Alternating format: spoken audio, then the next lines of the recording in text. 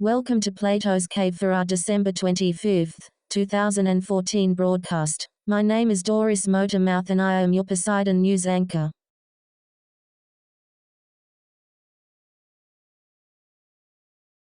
Thank you to Politics and Prose. This is a wonderful venue. Abby, thank you for having me here. It is a pleasure and an honor.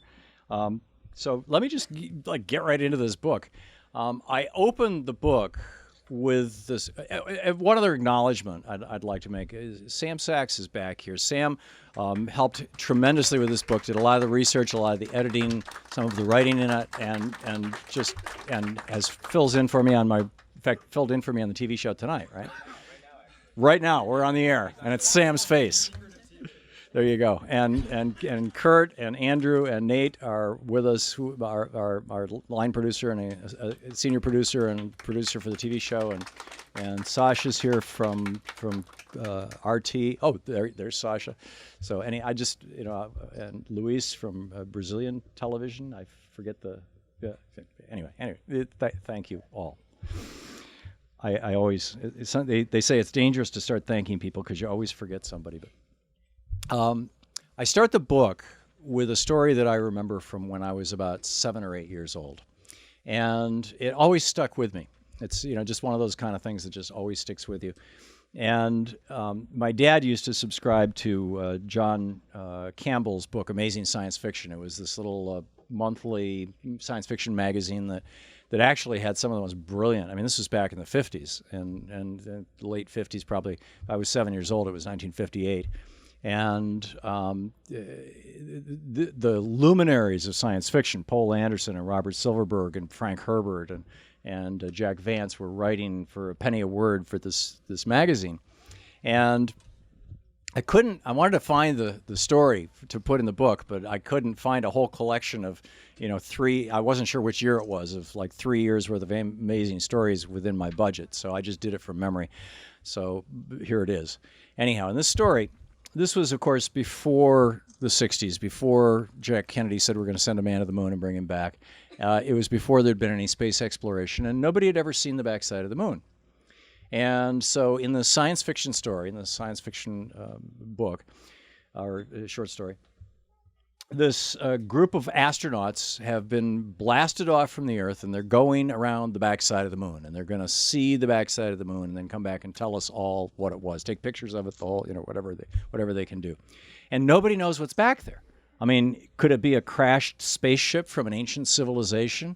Might it be, like Jules Verne, there's a jungle with dinosaurs? I mean, could it be, little green people? I mean, what is it? What could it be? And as they're coming around the backside of the moon, they say to Houston, to control, we've got to turn off the power to save the batteries because they had vacuum tubes back in those days, and we're going to turn off the filaments and because we're going to lose your signal anyway because the moon's going to interfere with the radio waves. And so we'll catch you guys in a few hours when we come back around the other side of the moon. And they turn off the radios, and as they go around the backside of the moon, they're looking out the windows, and there's this moment of collective shock and horror. And then virtually a fistfight breaks out in the cockpit of the space capsule about, should we tell them? Or should we not? I mean, and if we do, and if we don't, what are we going to tell them? What, and how, and it became this, because, the old roller coasters that they used to have back, in the 50s and what, that are made out of 2x4s. Nowadays they make them out of steel, but the old 2x4 roller coasters. Well, as they came around the backside of the moon, what they saw was that the entire backside of the moon was 2x4s, like scaffolding, holding up the canvas, which was the front of the moon. And so the backside of the moon was just this empty shell, and these 2x4s were holding up what we see every night, thinking, oh, that's the moon. The reason I wanted to use that story, other than the fact that I've just loved that story since I was 8 years old, is that I think it's the perfect metaphor for our economy right now. Our economy has been hollowed out. It looks like the old moon looked, right? It looks like the old economy. You drive down the street and you see, all these cars, houses. You say, hey, well, look at all those houses. How can people be broke? They still have houses. What you don't see is that this one now is $50,000 underwater, and this one's $300,000 underwater, and that one's in foreclosure, and this one's, what used to be equity is now debt. You look at all the cars. People say, oh, look at all these new cars. People are driving all these cars. What you don't see is that 30 years ago, most of the cars that you saw on the road had some equity. People bought a car, and then 2 or 3 or 4 years later, they would sell it. And when they sold it, they'd get about half the cost of the car back toward the new car. They had equity in their car, just like they had equity in their houses. Now, these are all rented. They call it leasing. I mean, it was considered a crazy idea in 1980 when Ronald Reagan came into office. To rent a car? Really? Seriously? Come on. You buy a car. It's yours. So, and in fact, one of the other stories that I remembered from my dissipated youth was from the 60s, in I believe it was 1966. And we actually did track this down. In fact, Sam put some yeoman's work in going through copy after copy of, I think we bought a year's worth of Time magazine or something like that, digging through these things, of trying to find. Time magazine back in, well, actually, let me set this up. The thing that makes profit for companies is productivity, right? People work and they make things, and making things produces profits, and the productivity of a worker is how much a person can make versus how much time they put in. And from the George Washington administration to the Ronald Reagan administration, for the first 200 years of the United States, more or less, as productivity increased, and there were some startling increases. The Eli Whitney and the cotton gin in 1835, the beginning of the Industrial Revolution in the 1870s, really in a big way, the railroads in the 1850s. Every one of these steps along the way, we saw dramatic increases in productivity. But along with those increases in productivity came increases in wages. And if it wasn't an increase in wage, it was an increase in quality of life that was just as good as an increase in wage. The census of 1900 showed that the average wealth of the average American, the average income of the average American, was $5,000 a year. People were fairly poor in 1900.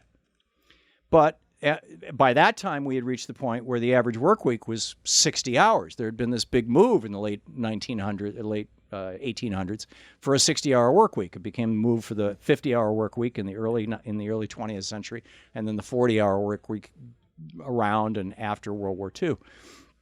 So pay went up, the work week went down, people got more leisure time, because as productivity went up, the fruit of that productivity was given to the laborers as pay or as reduced hours. I mean, this was just how it always was. This was the contract.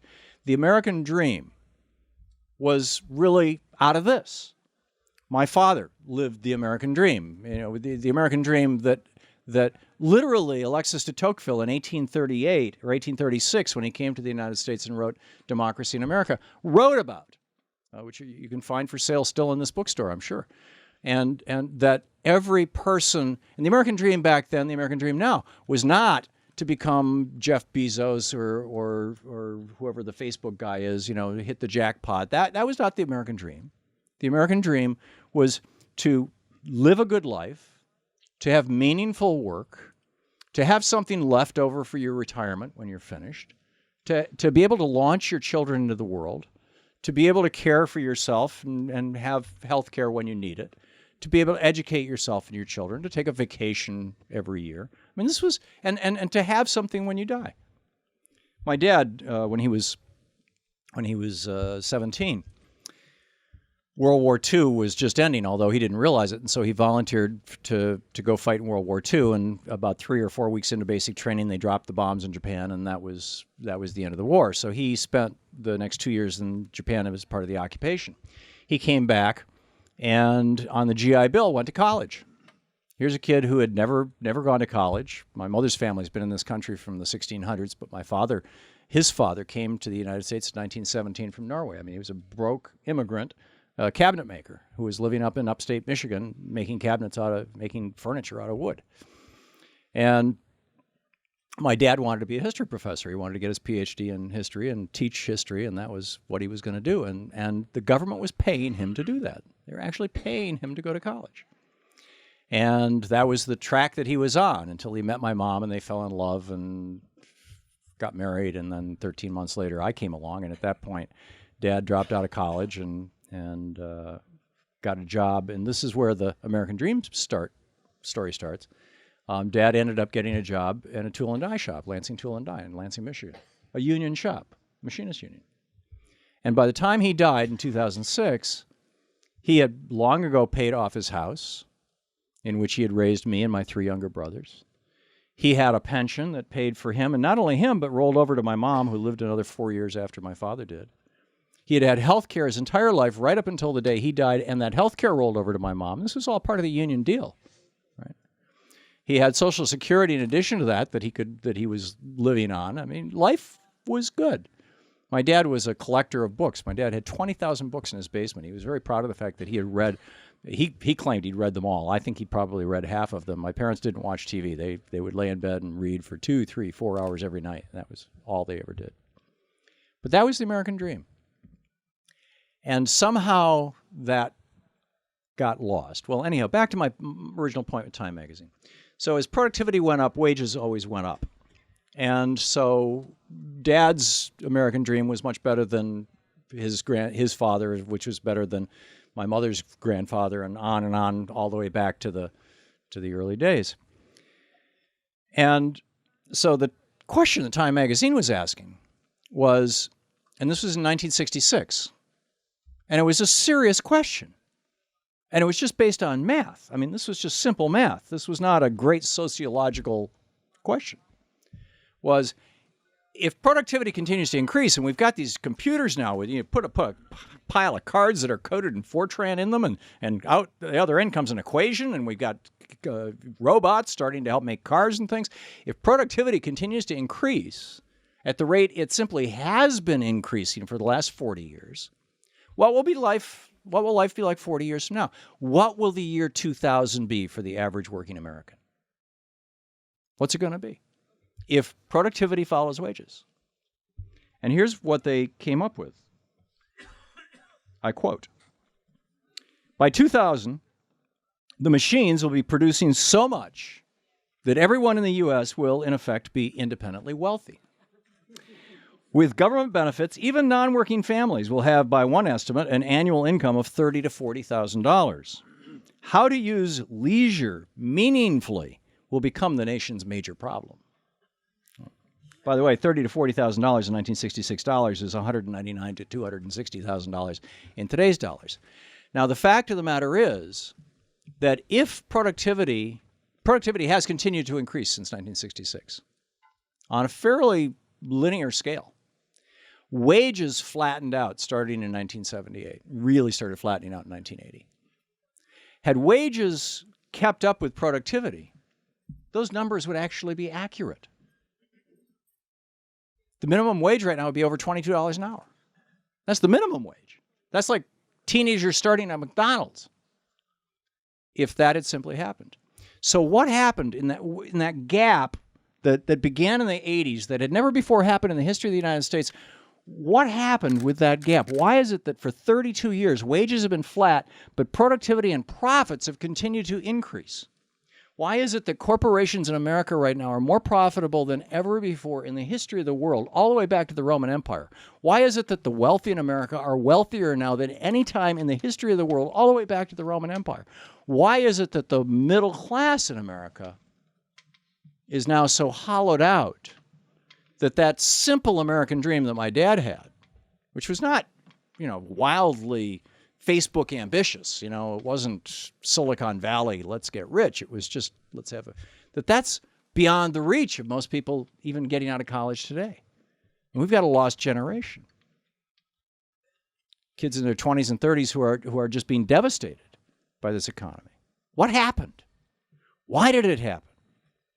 And what does it mean for us right now? Well, those are the questions that we try to answer in the book. And over the next 30 minutes or so, I'm going to answer or share with you at least some insights in. And the story, in a very real way, begins. There's two stories. First of all, there's the story of what happened to the working people and what happened to the rich. We know that the top 1% have seen massive gains, 231%. Just since 2000. And of course, the average working person has seen a decline in their wages. But how have people kept up? How is it that they still even have their houses and their cars? Well, first of all, in the 80s, mom went to work. And then secondly, that wasn't enough. First of all, mom was only being paid 70% of what dad was, and in many cases, not even that. So then secondly, the families said, well, okay, to keep up, we'll have to, run up a little bit of debt. I remember the year 1976. I don't have my American Express card with me, so I can't pull it out and show you. But in 1976, I was 25 years old, and I was running a business in Michigan, and it was the first year that I had ever made more money in my life than my dad. We were doing really well. My partner, Terry O'Connor, and I had this little herbal tea company, and we made a lot of money that year. And I finally, that was cool. My dad was proud of me. I was proud of me. But the thing that was most interesting was that I finally qualified for a credit card. In 1976, I finally got an American Express card. Now, I couldn't run a line of credit on it. You had to pay the thing off 100% at the end of every month. You remember, you know what I'm talking about. But hey, it was a big deal. 25 years old, I got a credit card? Wow. Okay. So, well, that was 76. By the time we got into the 80s and into the 90s, it was pretty much everybody had a credit card. And now average credit card debt in the United States on a per person basis is between $7,000 and $9,000, depending on whose numbers you're looking at. On a per family basis, I've seen numbers as low as $12,000 and as high as $27,000. It's a lot of guesses. Nobody's really sure, but it's substantial. So we wiped out our credit cards. And my cat, who died 2 weeks ago, it continues to get credit card applications. I mean, this is. So then people turned their homes into ATMs. And they said, okay, hey, we've been making payments on the house here for 15 years. There's $100,000 worth of equity in the house. Why don't we take that out and we'll live on that? And especially as the boom went, and the banksters were encouraging all this kind of stuff. And so we wiped out our homes. And then it was like, well, let's sell the car and we'll just rent a car. We lost the equity in the car. And then finally, and the most pernicious, I think, of all was, okay, we've run out, my generation, the people who kind of have made it through this, we've run out of our home equity, we've run up our credit card equity, we've lost the equity in our car. We may have our possessions, but we've pretty much wiped out our retirement because we no longer have a pension. We have a 401k, and we're at the whims of the marketplace. But we can throw our kids into debt, right? In other words, the deal that Louise and I had with our 3 kids, thank God we got in the game early enough, and we were successful early enough in life. Was we'll pay for 4 years of college for each of you, and we were able to do that. But a lot of parents now can't.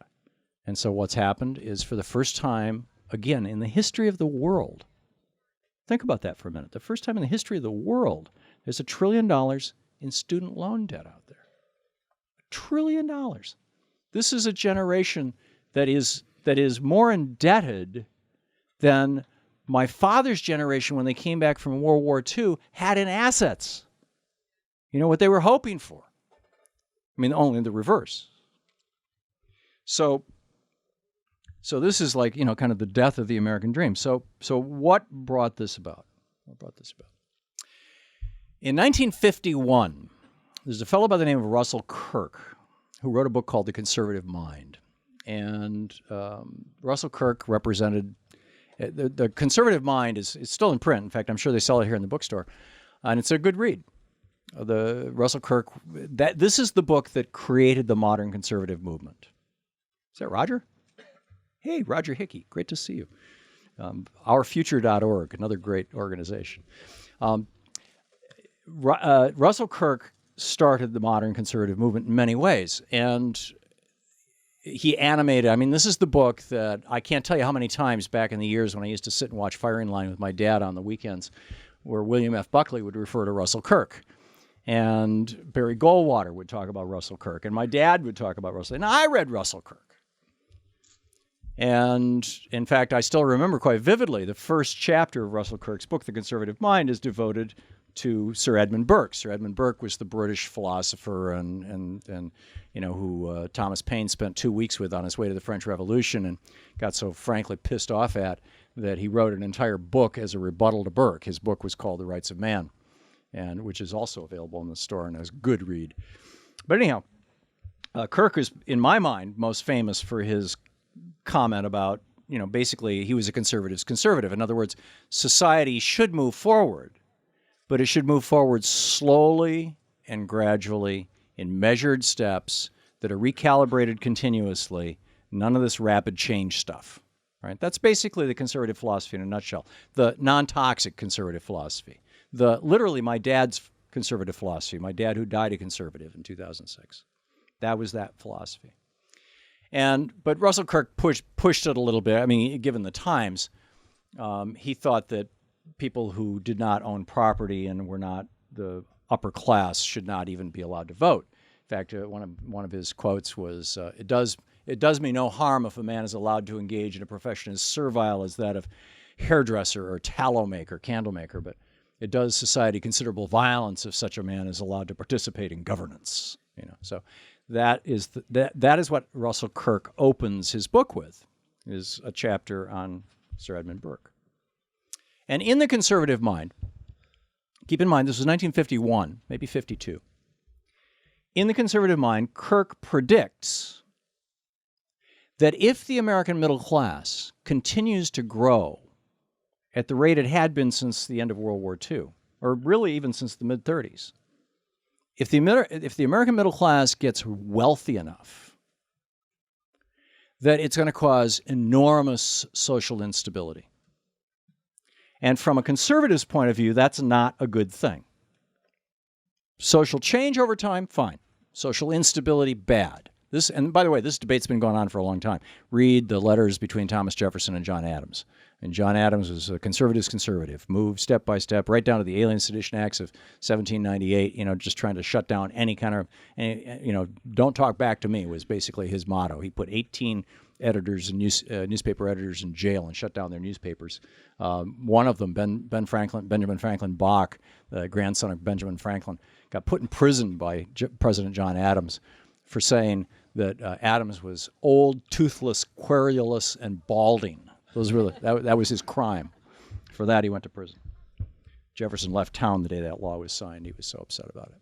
So Jefferson thought every year there should be a revolution. In fact, there's a great quote from him about it. He said, "If this avenue of periodic revolution be shut to the call of sufferance, it will make itself heard through that of force, and we shall go on, as other nations are doing, in the endless cycle of oppression, rebellion, reformation, and oppression, rebellion, and reformation again and again and again, so on forever." But the conservatives, like Russell Kirk, thought, no, that's a bad thing. So Kirk predicted that if the middle class got big enough, it would be a dangerous thing for America because this country would become unstable. And we had just seen what happened in Russell Kirk's lifetime, what happened when countries got unstable. I don't know if he was old enough at the time to have seen it, but he certainly knew about the Bolshevik Revolution, for example, the revolutions in Eastern Europe, the revolutions in South America, revolutions all around the world. Right? The old order was changing, and sometimes it changed for the better, and sometimes it changed for the worse. In fact, while Thomas Paine thought that the French Revolution was the ultimate proof that he was right, his liberalism was right, Sir Edmund Burke thought the terrors and Maximilien Robespierre was the ultimate proof that the conservative worldview was right. And the fact of the matter is both of them, there was some truth to both of them. So anyhow, Kirk predicted this. Flash forward 1971. 20 years later. And now what you have is pretty much what Kirk predicted on the social level. You had African Americans who, throughout the 60s, became very visible and got really significant legislation passed, the Voting Rights Act, the Civil Rights Act, and others. And still, it wasn't fast enough. You had the cities in flames. You had cities in flames in the United States. You had gays, 1969 Stonewall riots. You had gays saying, hey, what about us? We're here too. We're part of the human family. You had women. The birth control pill had been legal for 10 years at that point. You had a women's movement. In 1971, Ms. Magazine was published. Gloria Steinem. You had women who were burning their bras in public and demanding equal pay in the workplace and just generally raising hell. You had young people getting high. You had young people saying, hell no, I'm not going to go off to that war. I'm not going to fight your crazy war, they were saying. We had basically every sector of America that wasn't old, wealthy, and white was in revolt. You even had the middle class in revolt. We were having strikes. My dad's union was striking in the 70s. You had, the middle class white guys in central Michigan were striking. So right across the board, the conservatives were looking at this and going, that Russell Kirk guy, he was dead on, spot on right. These people have too much money. This middle class is doing too well. They are too safe. Ronald Reagan looked at this. He was governor of California. He said, why should I pay the college tuition of some kid who's just going to attack me? They actually called them brats. That's Reagan's term. And put an end to free tuition at the University of California. A little bit later than that, but the point. So 1971, a fellow, fairly well-intentioned fellow, I think. Oh, this is, by the way, that's the social half. Social upheaval was going on. And so now the liberals loved it. I remember 71. I remember the late 60s. I thought of it as a great time. I quote in here from the Wikipedia entry, which was clearly written by a conservative, about how, the late 60s was this time of this dystopian time, like everybody was a meth head or something, and everybody was, and it was just, wild sex in the streets and stuff, I remember it as being just a really, really wonderful time, and it was a time of great social change, and it was a great time of learning and all those kind of things. But, the conservatives were looking at it going, no, this is not how change should happen in America. Socially. Economically, it was even more severe. Economically, the barons of industry had basically run this country from its founding. I mean, they really became the barons during Reconstruction, during the early Industrial Revolution. And by the 1970s, they were largely apolitical, these large corporations that ran and controlled so much of America. But they had a real serious problem. In 1962, Rachel Carlson published Silent Spring and said, if we keep spraying DDT, and I remember as a little kid going out, my parents saying, don't go out until in the morning. You see the DDT on the car because they were spraying for mosquitoes in Lansing, Michigan. She said this DDT stuff, it might not be killing the people, but what it's doing is it's causing the shells of the eggs on the birds not to be formed well enough, and so the hatchlings are not hatching, and it's killing the insects. And so one day we're going to have a silent spring.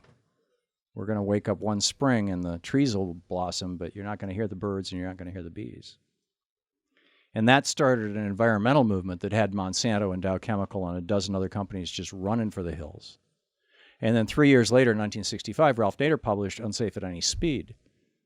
And suddenly Americans discovered that General Motors and Ford and these other auto companies were sitting around going, okay, the average life of a person, if they sue us, the 1 out of 3 who actually does, is going to cost us $72,000.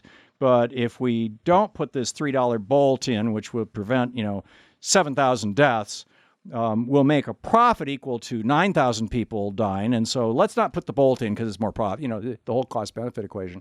And it really, really upset Americans. And so you had, as a consequence of Ralph Nader's Unsafe at Any Speed, you had a serious consumer movement that was coming along. And even, there used to be a time when the old joke was, and those of you of my age know exactly what I'm talking about, where the old joke was among business people, it's a bad day when you wake up in the morning and the 60 Minutes crew is on your doorstep, right? They don't say that anymore, of course, now because it's just a fluff show. But it used to be, there was the serious investigative journalism going on. You had Jack Anderson out there, raking muck, right? People were, the secrets of America's business were being exposed. So 1971, this actually a very thoughtful guy who when we started doing the research on this book, I was convinced was probably one of the great villains of history. And I now think probably was a very well-intentioned fellow who, if he was still alive, would look back and say, I can't believe that this happened, that it has worked out this way. But it did happen. And that was Lewis Powell. And Lewis Powell was a soft-spoken, genteel Virginian lawyer. His biggest clients were the tobacco companies, but he also represented the rich and famous and powerful. And Lewis Powell wrote a memo to one of his next-door neighbors and close friends, Eugene Sindor, who is the president of the U.S. Chamber of Commerce. And in it he said, we are under assault. I mean, I literally used that phrase, we're under assault. And we need to stop being apolitical. We need to respond. We need to do something about this. Because if we don't, America, first of all, is falling apart socially. And on top of that, the business infrastructure which supports this nation is under assault. And these guys really were thinking of Rachel Carlson and Ralph Nader as the modern day equivalents of Trotsky and whatever his name was. Yeah, Lenin came later, but the guy who was with Molotov. In any case, so he said, we've got to, and then he goes through the list. He said, it shouldn't be Ralph Nader's picture on the front page of Life magazine. It should be the president of General Motors. We need to be telling our stories, not just their stories. We need to get control of the media. And to get control of the media, not only should we be engaging in business activities like buying media, but we should, more importantly, be starting think tanks that produce media papers so that our story gets told. And out of this memo that Lewis Powell wrote to his neighbor, Eugene Sindor, came the Heritage Foundation, the Charles Koch Foundation, which we today know of as the Cato Institute, and a number of other, the American Legislative Exchange Council and others. If they didn't come directly from it, they certainly came from the spirit of it. We have to take control of the media, number one. Number two, we need to take control of the court system.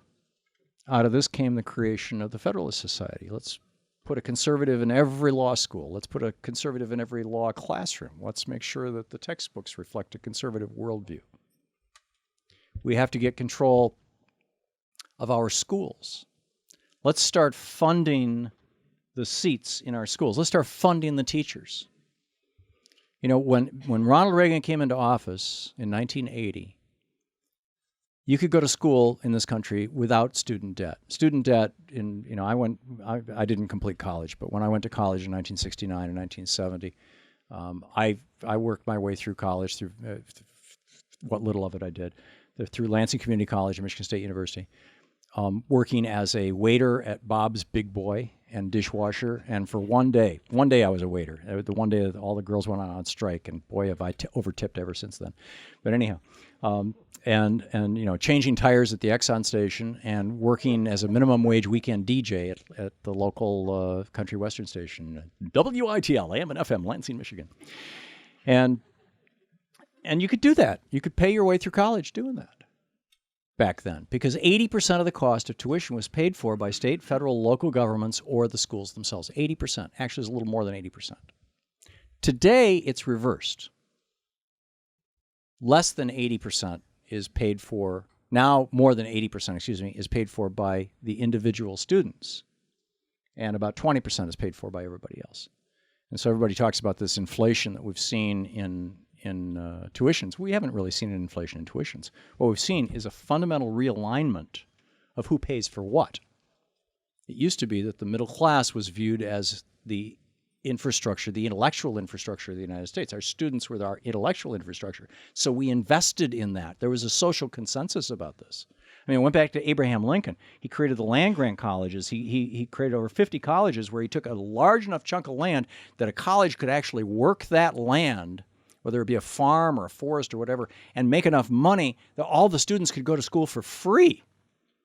And this was not a new tradition. Thomas Jefferson, the thing that he was most proud of was, on his tombstone, he wrote his own tombstone, was not that he was president of the United States for 8 years. I mean, he was proud of the fact that he wrote the Virginia Declaration of Independence, or of Religious Freedom, and he was proud of the fact that he wrote the Declaration of Independence. But the third thing that's on his tombstone, that he founded the University of Virginia, which was the first free college in the United States. Anybody who could qualify academically could go to college there for free. This is a tradition that has always been part of America until the last 32 years. So anyhow, let's get control of our schools. And so now we find that billionaires and very conservative foundations are endowing schools, are requiring particular types of teachers, particular types of curriculum. You must read Ayn Rand or whatever, all this kind of stuff is happening. So that happened. I'm trying to remember the rest of the list of the things that he said that we need to get. Anyhow, it's a bunch of them. I should have made a longer list. But so as this happened, and we need to figure out, basically we need to deregulate business, get business out of the business of, or get government out of the business of business. Let me pause for a moment and just step into the Wayback Machine. One of the premises of the book is one that's not unique to me. I was first exposed to it by Strauss and Howe in their book, The Fourth Turning, but they acknowledge others, and that's the idea of multi-generational cycles. And I would describe it a little different than they did. What I would say is what happens is that we make a terrible mistake, and then we learn from it, and then for about 60 years we remember that lesson, and then we forget, and for 20 years we get really stupid, and then we make that terrible mistake all over again, and then we learn from it. Okay. Give point in case. In the election of 1920, Warren Harding ran for president on two basic platforms. One was that he was going to cut the top income tax from 95% down to 25%, 91% down to 25%. And the second was that he was going to privatize government functions, and he was going to stop regulating businesses. His slogan, his presidential slogan, was more business in government, less government in business. He was right up front about it. And he won. And he did it in 1921. Now, what happens when you drop that top tax rate from 95% or 91% down to 25%? Let me back up to another story that I started telling you earlier. 1976. I was having a very good year. I got my American Express card. In 1976, or maybe it was 1977, pretty sure it was 76, Terry and I, my partner and I, our CPA, we'd get together with him every 3 months, and he sat us down and he said, "You guys are taking too much money out of this company." I'm like, "What are you talking about? I just bought a brand new Volvo." It's like, we're having a good time here. And he's like, "No," he said, "you're starting, at that point in time, the top income tax rate was, this was just after LBJ had tightened up the top, so the top income tax was 74%. And he said, you're paying over 40% in income taxes, and you're going to be pushing 50% this year, and that's a lot of money to be giving the federal government. He said, you can take that money, but just do it a different way. Put the money back into the business, develop some new products, hire some new people, expand your advertising and marketing, and then wait a year or two as the business grows, and then sell it and take that money as capital gains. You still get the money, the business does better, your employees do better, and everybody's happy." And I thought, that's a pretty cool idea, and that's what we did, ultimately. And in fact, Terry and I sold that business to our employees in 1978. Didn't work out quite as well as we had hoped. We were in the herbal tea business, and Mo Siegel of Celestial Seasonings ate their lunch while we were gone. But in any case, that conversation was happening all over America. People, high net worth individuals, and that's about as close to that as I'd gotten, were being told, keep the money in. The average CEO is making 30 times what their workers were making. At the high end CEOs, and we were making nothing close to that, and it was because of that top tax rate. So what happens when that top tax rate of 74% gets dropped down to 20? Well, Reagan dropped it to 28%. Harding dropped it to 25%. What happens? Immediately, all kinds of hot money starts flowing into people's hands, right? Instead of reinvesting in their business, instead of investing in their employees, instead of investing in new products, instead of building new factories and plants, they go, hey, I got some cash and I can gamble with it. Where can I get the best return on my investment? And I don't care if I lose half of it, because, hell, I wouldn't have even had it if it wasn't for the tax cut. And so, derivatives? Sure, let's try that. Right? And that's what happened. And that's what happened in 1921. Kicked off the Roaring '20s. And you had a real estate explosion to the point where real estate property values in some parts of this country were doubling every month. And you had a stock market explosion where the stock market went from, as I recall, around 60 to around 360. I mean, just a huge explosion in the stock market. And that bubble burst in 1929. And so, it took us 3 years of pain to figure out, so that's what happened. The banksters robbed us blind. And maybe that regulation was a good thing. And when FDR raised that top tax rate back up to 91%, pretty much nobody protested because people got it. This is actually a good thing. And let's re-regulate some of these banks. In fact, let's put Glass-Steagall into effect. The United States has never, from the George Washington administration to the FDR administration, had never gone more than 15 years without a major banking panic. From 1935 until 2008, not one.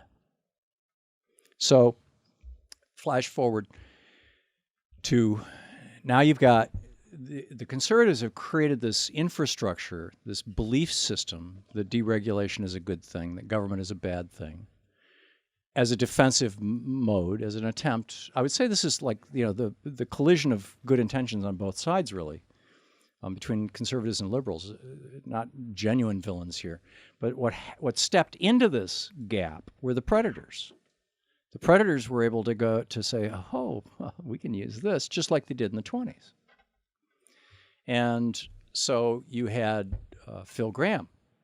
Let me get to Phil in just a second. You had Ken Lay and Enron, and Ken's, got 800 shell companies or something like that. He's got all these phony baloney companies that, where he's hiding his losses so that he can keep his profits, and a couple of companies where he can skim big dividends off the top.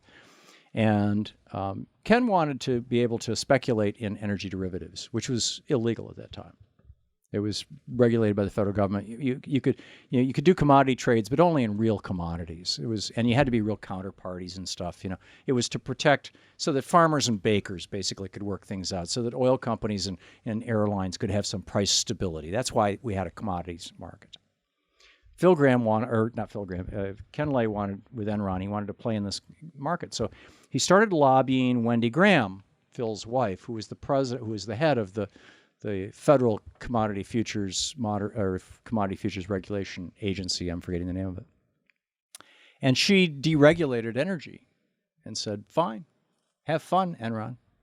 And a couple months later, she left that job and joined the board of Enron. Well, this wasn't quite enough for Ken Lay. Now he could play with this stuff, but he had the banks on his back, and he wanted to be able to own a bank.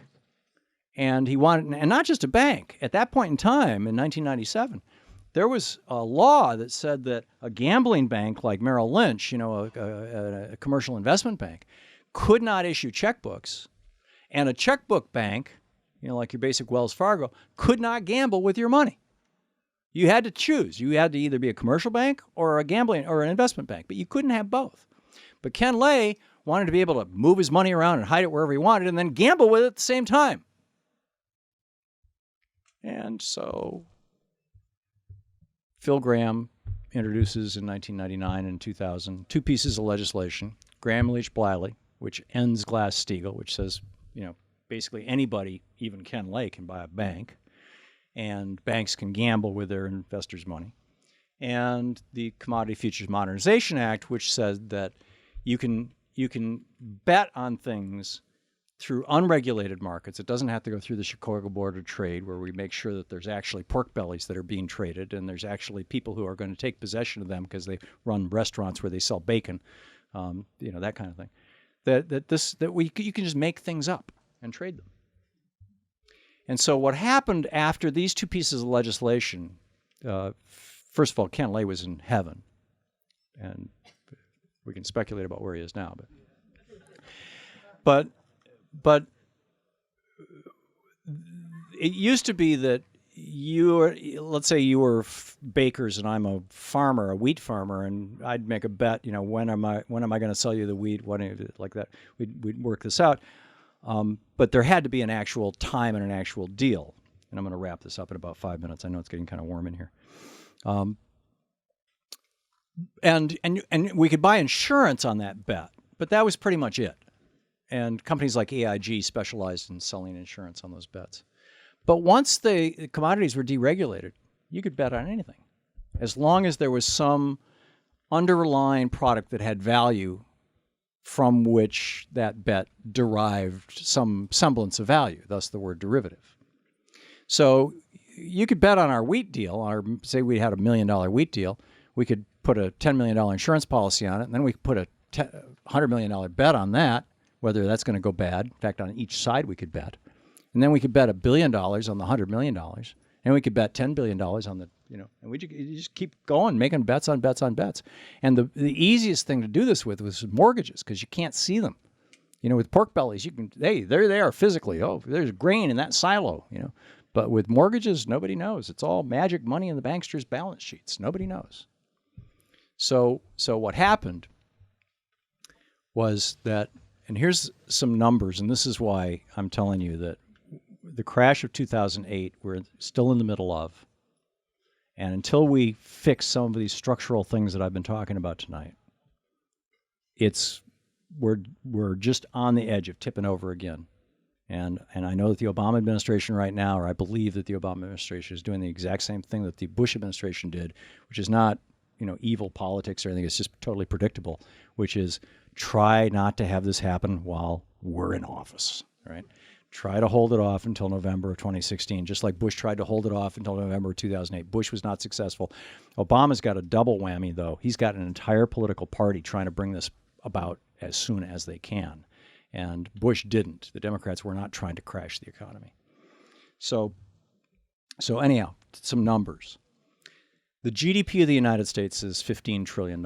This is all economic activity in the United States, all buying and selling, everything. The GDP of the entire planet is $65 trillion. The entire planet. Okay.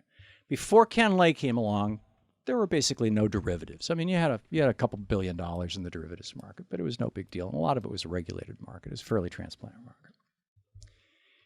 In the 8 years from 2000, when this got legalized, until 2008, when it fell apart, the market in derivatives, in bets on bets on bets on bets on bets, went from zero to, according to the Bank of International Settlements, $800 trillion. The GDP of the whole planet is $65 trillion. This is total funny money. And every time one of these banksters makes a $100 trillion bet, they skim $1 billion in salary off the top. And so this is an economy that's built on nothing. Now, according to various articles I've seen in the Financial Times, that dropped down to around $500 trillion during the crash, but it's back up around $700 trillion now. So we've got a series of fundamentals that we need to be addressing. This door that was opened by the deregulation and the attempts by conservatives to push back against the Ralph Naders of the world has been stepped into by predators like Ken Lay and banksters on Wall Street, and we need to do something about it. Elizabeth Warren is probably the most articulate spokesperson for that, Bernie Sanders as well. And I think ultimately it's all going to come down to us. The good news is that when crashes happen, political opportunities open up. It's like there's a crack in reality, to paraphrase Leonard Cohen. And in that light, we can step forward and do something. Every time we've had a crash in the United States, it's been followed by major forward progressive motion. The crash in 1935 led to unionization and all the benefits of the New Deal. The crash of 1897 led to the 17th Amendment and the 19th Amendment, the enfranchisement of women and the direct election of the Senate. The crash of 1857 led to the end of slavery. The crash of 1770 led right to the creation of the United States. Every one of these has produced a positive outcome on the back end when people were ready for it. And that's the good news, I think, in this, that the ground is being sowed. People are waking up. People are ready. It's just going to take a certain political momentum, a certain mass. I hope it's not a horrible crash that brings it about. But this slow motion train wreck that we have right now has to resolve itself one way or another, and I think it will. So the bottom line, the net of all of this, is that it all comes back to this really simple thing, and that is that we need to be awake and aware of what's going on. Tell everybody you know about it. Get ready for it in whatever way you personally and professionally can, and pass it along. Tag you're it. Thank you.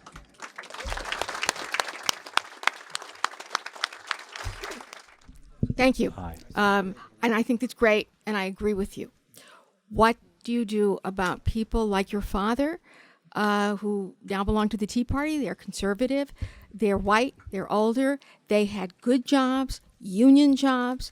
Now, I understand why the Koch brothers do what they do, but why do people like your father support them? Right. Because they're watching Fox News. Because they're believing the propaganda. There is the interests of the billionaire class are very, very well served by the political rhetoric that comes out of right-wing talk radio and right-wing television. And my father was not a Rush Limbaugh conservative. He was a Dwight Eisenhower conservative, and Dwight Eisenhower in 1956 ran on a platform of, I doubled the number of people in unions, and we've expanded Social Security. That's what used to be called a conservative. But in any case, I understand your point perfectly, and I just don't want my dad's memory totally sullied. Thank you.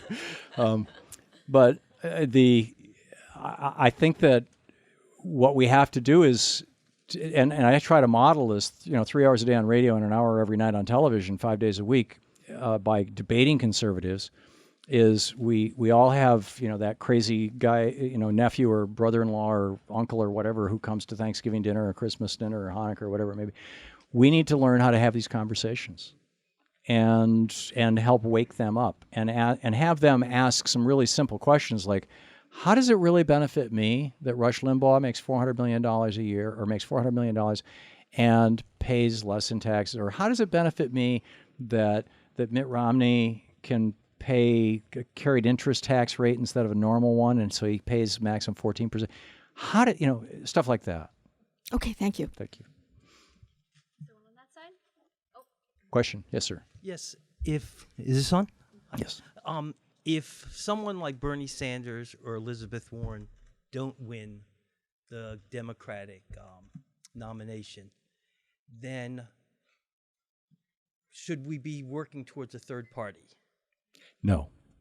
The question was, if somebody like Bernie Sanders or Elizabeth Warren are not the nominees for the Democratic Party, should we be working toward a third party? And my personal answer is no, for two reasons. One, we have, whether we like it or not, and this was something James Madison realized in 1788 after he had written or helped write the Constitution, and while they were in the middle of trying to sell the damn thing, and it had not yet been ratified. And you can read it in Federalist number 10 as it was a sales pitch, realized that he had basically created a two-party system with first past the post, winner take all elections. It wasn't until 1861 that John Stuart Mill invented proportional representation, where, if your party gets 12% of the votes, you get 12% of the seats in Parliament.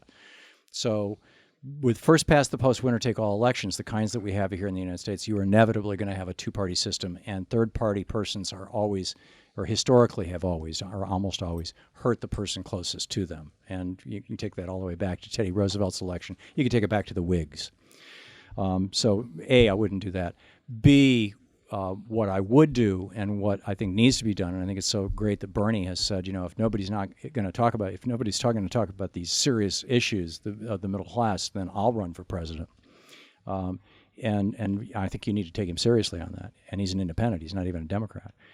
Is that we have this myth in the United States that the man makes the times, and I say that not in a purely sexist sense, because every president we've ever had has been male. Hopefully that will change one day soon. But we have this notion that the man makes the times rather than that the times makes the man. And I would say that's not the case. Nowhere in the Constitution does it does the word leader appear? Nowhere. Nowhere in the Federalist Papers, nowhere. It's all representatives. The way politics works is when a politician notices a big enough parade going down the street, they will jump out in front of that parade with their own flag and say, this is my parade. And you want an example of that? Look at all these sudden guys all these Republicans who all of a sudden became Tea Partiers. They saw a parade, they jumped in front of it, and they said, this is my parade. So if we want to see progressive change in the United States, we have to build the parade. We have to become the parade. And that's an inside-outside strategy. It means showing up at the Democratic Party or the Republican Party or the Green or whatever it may be your proclivity and saying, I want to volunteer and become a precinct committee person.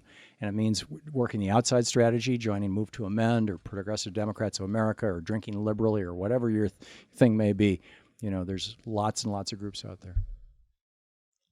My brother's a lifelong subscriber to National Review. We had a fine Thanksgiving together while I was up in Syracuse, New York. We're a Catholic family that's been fighting all the social issues for 30 years, and we're still talking to each other. He thinks they're painting themselves into a corner on a lot of these things. What do you think? I think he's right. I think that the Tea Party movement and and Roger Thiel, hey Roger, the fellow author, the Tea Party movement and the Occupy movement are two sides of the same coin, in my opinion. And by the Tea Party movement, I'm not talking about the $300,000 buses that the Koch brothers bring in. I'm talking about the actual people who show up on the ground and think they're doing the right thing. There is a populist rage in America. People know they've been ripped off. They don't know why, they don't know how, and that's why I wrote this book. They don't think stimulus worked for them. Yeah. Well, the stimulus didn't work for them because it went to the banksters, and this is, and people are waking up to that, and we just need to help that waking up process. Yes, sir. Hi. I'm wondering, given some of the successes that people like Ron Paul had and his son Rand Paul have, Right. in the idea of non-intervention. You saw your interview with Ron Paul on your show, Yeah. and one of my fears is, and I'm wondering if you share this fear, maybe not in 2016, but in the not too distant future, that a libertarian that is essentially hands off on reproductive issues, someone who I would say is more consistent. Actually, both Rand and Ron Paul are rabidly anti-abortion, Right. So I'm saying, so anti-woman. my wrinkle is, supposing there's a libertarian candidate who is more consistent, and is Who's not- actually a libertarian. who's right on the issue of reproductive choice, and is someone who we might align with as progressives on civil liberties, international affairs, but when it comes to the safety net and when it comes to putting some kind of limits on corporations, watch out. My fear is that in time, and I don't know enough about the polling, I hear little bits, that's something to worry about, a truly consistent libertarian, I don't care which party, but that person might be. I am very concerned about the libertarian movement in the United States. Keep in mind, I believe it was Charles, it might have been David, but I'm pretty sure it was Charles Koch ran for president on the libertarian ticket back in 1980, I think it was, whatever the year was back in the late 70s. A lot of this is being funded by them. The libertarians, I've always described libertarians as Republicans who want to smoke dope and get laid. You know, they want to decriminalize pot and decriminalize prostitution. But otherwise, they're Republicans, and so I think that we need to be puncturing their bubbles and pointing out the numerous internal fallacies in libertarian theology, and it's a theology. It's never a philosophy. It has not a philosophy that has ever been tested anywhere in the world, and the closest we got to it was the Chicago school stuff that was inflicted in Chile by Pinochet when he brought in the Chicago school boys, and look at the damage that they did. Look at the incredible damage that they did and the people who died. So it has never succeeded anywhere, and it's antithetical to American values. We're a communitarian country. We're not a Davy Crockett. You know, Davy Crockett needed a community too. So, yes. All right. I think we are going to wrap it up there. Thank you so much. Thank you.